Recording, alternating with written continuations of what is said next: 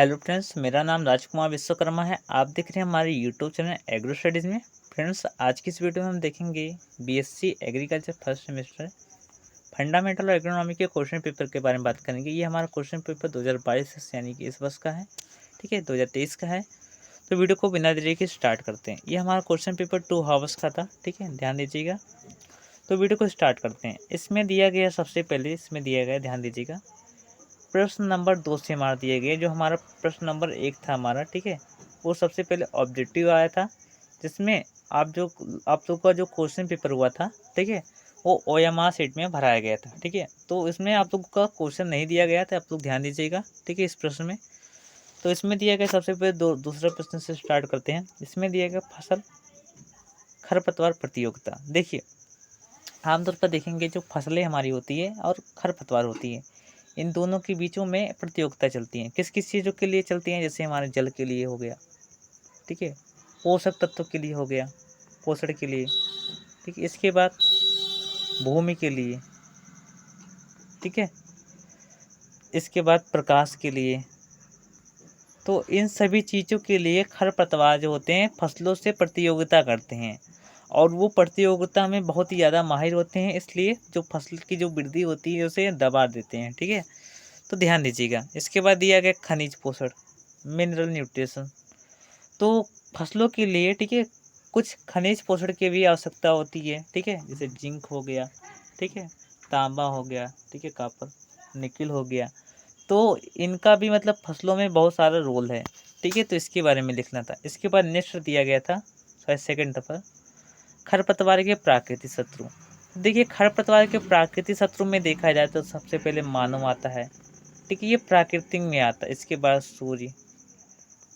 अब देखिए, सूर्य का प्रकाश, हीट जब जितना ज़्यादा हीट होगा, कुछ खरपतवार होते हैं उनमें मतलब इफेक्ट पड़ता है, कुछ होता है कि उसकी वृद्धि और हो जाती है, ठीक है। इसके अतिरिक्त हमारा पशु हो गए, जैसे जानवर, जैसे गाय भैंस, ठीक है। तो ये सब प्रकार प्राकृतिक शत्रु है इसके, खरपतवार के। इसके बाद स्टेट उर्वरक, तो इसके बारे में तो आप लोग जानते हैं, ठीक है। इसके बाद ये गर्मी की जुताई। आमतौर पर देखिए गर्मी की जुताई की जाती है, कब की जाती है? आमतौर पर जानते हैं जून जुलाई में की जाती है गर्मी की जुताई, ठीक है। क्यों करते हैं? क्योंकि मतलब जैसे उत्पादन भी बेटर हो, भूपुष्ट की क्रिया भी अच्छे से हो जाए, ठीक है। इसलिए भी करते हैं कि मतलब जो हमारा कीड़े मकोड़े होते हैं जो मृदा में होते हैं वो भी नष्ट हो जाए, ठीक है। तो इसलिए गर्मी की जुताई कर देते हैं, गहरी जुताई करते हैं इस समय, ठीक है। लगभग 20 से 25 सेंटीमीटर गहराई तक करते हैं, ठीक है, ध्यान दीजिएगा, गहरी जुताई। इसके बाद नेक्स्ट दिया गया सिंचाई क्षमता। देखिए, एक क्षेत्र में जितनी भी सिंचाई की मतलब जितनी भी जल की आवश्यकता होती है पौधों के लिए, वो सिंचाई क्षमता कहलाती है। इसके बाद दिया गया एलिलोपैथी। तो देखिए, हम तो बताया था आप लोगों को, कोई मतलब एलिलोपैथी जो हमारा होता है वो खरपतवारों से निकलने वाले ऐसे रसायन होते हैं जो मुख्य पौधों, जो मुख्य प्लांट पर मतलब कि उनकी वृद्धि यानी ग्रोथ को इफेक्ट करते हैं, ठीक है, उनकी वृद्धि को प्रभावित करते हैं। तो हमारा एलिलोपैथिक कहलाते हैं, ये एलिलोपैथिक गुण होता है, ठीक है, ध्यान दीजिएगा।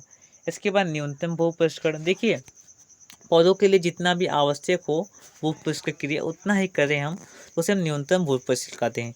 इसके साथ आप लोग भूपरिष्करण की परिभाषा मतलब पढ़ लीजिएगा अच्छे से। प्रकार कितने होते हैं ये भी पूछा जा सकता है। 2 प्रकार होते हैं मुख्य रूप से, लेकिन मॉडल में बहुत सारे हैं, ठीक है। जैसे न्यूनतम हो गया, ठीक है, सूक्ष्म भूपरिष्करण हो गया, ठीक है। इसके बाद अधिकतम भूपरिष्करण हो गया, ठीक है, सामान्य भूपरिष्करण। तो ये सब मतलब मॉडल में आते हैं, तो ये सब पढ़ लीजिएगा आप लोग, ठीक है। इसके बाद देखिए, इसके बाद दिया गया है द्रवग्राही जल, ठीक है। तो पौधों के लिए कौन से जल मतलब उपयोग होते हैं, ठीक है, तो वो हमारे केशिका जल होते हैं, ठीक है। पौधों में मतलब जो मृदा में जो जल पाए जाते हैं वो 3 प्रकार के जल पाए जाते हैं, केशिका जल, गुरुत्वाकर्षण जल, ठीक है। इसके बाद आर्द्रताग्राही जल, इसमें से केशिका जल महत्वपूर्ण होते हैं। इसके बाद जो द्रवग्राही जल होता है, ठीक है, इन केशिका जल और आर्द्रताग्राही जल के बीच में जो पाया जाता है, ठीक है, उसे हम द्रवग्राही जल कहते हैं, ठीक है, ध्यान दीजिएगा। इसके बाद कार्यात्मक पोषक तत्व। कार्यात्मक पोषक तत्व ऐसे पोषक तत्व होते हैं जो आवश्यक नहीं होते फिर भी वो मतलब कार्य करते हैं पौधों में। जैसे हमारा हो गया वैनेडियम, सोडियम, ठीक है। इसके बाद हमारा निकिल हो गया। इसके बाद कोबाल्ट। तो ये जो पोषक तत्व है हमारे, ये कार्यात्मक पोषक तत्व कहलाते हैं। इसके बाद हरी खाद। तो ऐसी फसलें जिन्हें हम सॉरी ठीक है, तो देखिए ऐसी फसलें जिन्हें हम मतलब उगा कर, ठीक है, उसी मतलब हरी अवस्था में ही हम जुताई कर देते हैं, तो उसे हम हरी खाद करते हैं, ठीक है, ध्यान दीजिएगा। इसके बाद जलमांग। तो देखिए 1 घन सेंटीमीटर की गति से निरंतर बहने वाले जल से के द्वारा जितने हेक्टेयर सेंटीमीटर, ठीक है, जितने हेक्टेयर सेंटीमीटर, हेक्टेयर मतलब फसल की जो सिंचाई होती है तो उसे हम जलमांग कहते हैं, वाटर रिक्वायरमेंट, ठीक है।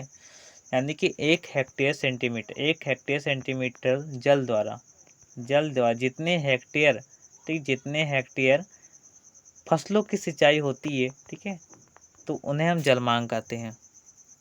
इसके बाद दिया सस्य विज्ञान। तो सस्य विज्ञान की आप लोग डिफिनेशन दे दीजिएगा, कौन सा वर्ड है, लैटिन वर्ड है, आप लोग जानते हैं, ठीक है। इसके अतिरिक्त आप लोग दे दीजिएगा इसका स्कोप क्या है, ठीक है, ये भी दे सकते हैं, ठीक है। और लैटिन वर्ड के साथ साथ मतलब इसमें मीनिंग है, तो इसमें कौन कौन शब्द से बना है, तो इस सब दे सकते हैं। जैसे हम यदि दिया जाए तो agronomy is a Greek word, ठीक है। आमतौर पर जिसमें 90% जो नॉमी लगे होते हैं वो सब ग्रीक वर्ड वाले होते हैं, ठीक है, और कुछ 10% होते हैं जो मतलब लैटिन वर्ड वाले भी होते हैं, ठीक है। तो जो सस्य विज्ञान हमारा ग्रीक वर्ड है, जो हमारा एग्रो प्लस नोमोस से बना, किससे, एग्रो प्लस नोमोस से बना है, ठीक है। एग्रोस का मतलब क्या होता है, भूमि, इसका मतलब क्या होता है, नोमस का प्रबंध करता है, यानी भूमि का प्रबंध करना, भूमि का अच्छी प्रकार से प्रबंध करना हमारा सस्य विज्ञान कहलाता है। यदि डिफिनेशन देखेंगे तो भूमि को मृदा को अच्छे प्रकार से प्रबंध करके उसके ऊपर वैज्ञानिक ढंग से फसलों को उगाना हमारा सस्य विज्ञान कहलाता है, ठीक है, ध्यान दीजिएगा, नोट कर लीजिए। इसके बाद हमारा दिया गया है तीसरे नंबर पर, निम्नलिखित 8 प्रश्नों में से किन्हीं 5 प्रश्नों को उत्तर दीजिए, ठीक है, जो प्रत्येक प्रश्न का उत्तर 6 से 8 पंक्तियों में दिया है, ठीक है, आप लोग ध्यान दीजिएगा। इसमें दिया गया हमारा खाद्य एवं उर्वरक में अंतर, तो आमतौर पर इसके अंतर आप लोग पढ़ लीजिएगा। इसके बाद दिया उर्वरकों का वर्गीकरण, जैसे हमारा एकल उर्वरक हो गया, इसके बाद द्वि उर्वरक, इसके बाद 2 या 2 से अधिक उर्वरक, ठीक है, तो ये सब उर्वरक के क्लासिफिकेशन में आ जाएंगे, ठीक है। इसके बाद दिया गया है फसल क्रमावत के सिद्धांत, यानी कि principle of crop event rotation, ठीक है, यानी कि फसल चक्र के सिद्धांत आप लोगों को देना है। जैसे मतलब एक वर्ष घनी जड़े वाली फसलों को उगाकर दूसरे वर्ष उथली जले वाली फसलों को उगाना, एक वर्ष कम जल चाहने वाली फसलों के बाद दूसरे वर्ष अधिक जल चाहने वाली फसलों को उगाना, तो इस प्रकार से फसल चक्र के सिद्धांत होते हैं ये सब, तो ये सब पढ़ लीजिएगा। इसके बाद दे दीजिएगा। इसके बाद जलमांग को प्रभावित करने वाले का विभिन्न कारकों का वर्णन कीजिए, जैसे हमारा जलवायु हो गया, ठीक है, भूमि की दशा हो गया, ठीक है, पौधों की किस्म हो गया, ठीक है, इसके बाद पौधों की क्षमता क्या हो गया, ठीक है, तो ये सब मतलब जलमांग को प्रभावित करने वाले कारक हैं। इसके बाद सिंचाई के पानी की गुणवत्ता के मूल्यांकन में विचार कीजिए, ठीक है, किए गए विभिन्न मापदंड लिखिए, ठीक है। इसके बाद दिए गए मृदा उत्पादकता के सुधार में कार्बनिक खाद की भूमिका का वर्णन कीजिए। मृदा उत्पादक यानी कि जो हमारा सॉइल प्रोडक्टिविटी होता है, इसके सुधार में कार्बनिक खाद, ठीक है, कार्बनिक खाद में क्या क्या आ जाएगा, इससे हमारा वर्मी कंपोस्ट हरी खाद आ जाएगी, ठीक है, हमारा गोबर की सड़ी हुई खादी आ जाएगी, ठीक है, इसके बाद खलियाँ आ जाएगी, तो ये सब कार्बनिक खाद के अंतर्गत आते हैं, जो मतलब इनऑर्गेनिक नहीं होती है, ठीक है, तो ये सब कार्बनिक खाद के अंतर्गत आती है। तो इनकी रोल क्या है हमारे मतलब सॉइल प्रोडक्टिविटी में, तो ये सब बताना है। इसके बाद प्राथमिक एवं द्वितीय भूपरिष्करण में अंतर बताना है। प्राथमिक भूपरिष्करण जो होता है वो मतलब बीज की बुआई से पूर्व किया जाता है और द्वितीय उसके बाद भी किया जाता है, ये सब अंतर आप लोग बता दीजिएगा, ठीक है। इसके बाद नेक्स्ट दिया गया हमारा पौधों में होने वाले विभिन्न प्रकार की स्पर्धाओं को वर्णन कीजिए। जैसे हमारी मतलब जल के लिए प्रतिस्पर्धा हो गया, ठीक है, वायु के मतलब प्रकाश के लिए हो गया, ठीक है, इसके बाद पोषक तत्व के लिए हो गया, इसके बाद भू क्षेत्र के लिए हो गया, तो ये सब खरपतवार से प्रतिस्पर्धा होती है, ठीक है, ध्यान दीजिएगा। इसके बाद दिया गया है निम्नलिखित में से 3 प्रश्नों में से किन्हीं 2 के उत्तर दीजिए। प्रत्येक प्रश्न का उत्तर 1 से 2 पृष्ठों में हो, ठीक है, यानी 1 से 2 पन्नों में है।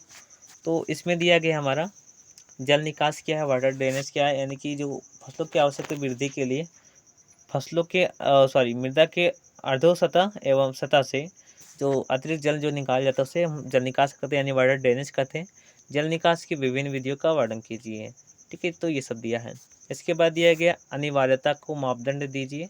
सभी स्थूल पोषक तत्वों के कार्य व कमी के लक्षण लिखिए। इसके बाद दिया गया सिंचाई योजना क्या है। देखिए सिंचाई योजना का मतलब क्या है कि सिंचाई आप कर रहे हैं तो उसकी एक योजना होना चाहिए कि मतलब किस विधि से आप सिंचाई कर रहे हैं, फिर शेड्यूलिंग होते हैं। तो ये आमतौर पर बहुत सारे सवाल आते हैं, बहुत बार आते हैं, लेकिन काफ़ी बच्चे कन्फ्यूज जाते हैं कि इरिगेशन शेड्यूलिंग का मतलब क्या होता है। तो इरिगेशन शेड्यूलिंग का मतलब क्या होता है कि सिंचाई से पूर्व जो योजना तैयार की जाती है, इसकी मतलब कि जैसे हम क्यारी विधि से करेंगे, ठीक है, या फिर हम वर्गाकार विधि से करेंगे, ठीक है, किस विधि से हम कर रहे हैं, ठीक है, तो उसे हम कहेंगे हम इरिगेशन शेड्यूलिंग कहते हैं, ठीक है। सिंचाई के विभिन्न सिद्धांत व विधियों का वर्णन कीजिए, ठीक है, तो सभी विधियों के बारे में आप लोग बता सकते हैं। सो फ्रेंड्स, आज की इस वीडियो में बस इतना ही। नेक्स्ट वीडियो में मिलते हैं, तब तक के लिए बहुत बहुत धन्यवाद। जय हिंद, जय भारत, धन्यवाद।